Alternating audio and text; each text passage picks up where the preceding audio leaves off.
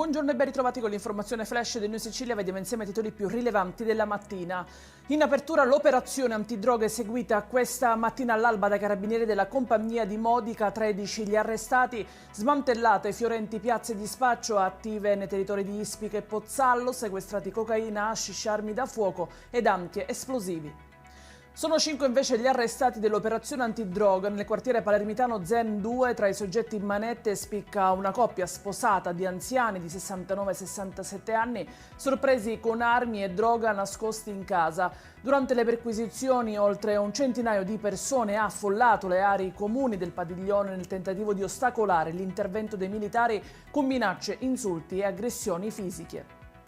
La Guardia di Finanza di Caltanissetta ha sequestrato oltre 56 kg di tabacco lavorato privo del contrassegno dei monopoli di Stato di illecita provenienza nel corso di un mirato servizio di controllo sulle movimentazioni di merci nella Sicilia centrale. Era costituito da prodotti del tipo gutka, una forma di tabacco da masticazione originaria di India e Pakistan, diffusa tra i lavoratori per i suoi effetti stimolanti. E sempre la Guardia di Finanza ha messo a segno un'importante operazione in mare che ha portato al sequestro di oltre 700 kg di corallo rosso del Mediterraneo prelevato illegalmente e destinato al mercato nero.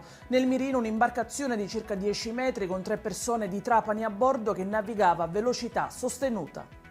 E in chiusura i danni del maltempo di queste ore, alluvioni, strade bloccate e tanti disagi, colpito il Messinese, in particolare i comuni di Sant'Alessio Sicolo e Forza d'Agro, dove sono caduti 174,5 mm di pioggia in 4-5 ore, con un picco di 80 mm in una sola ora.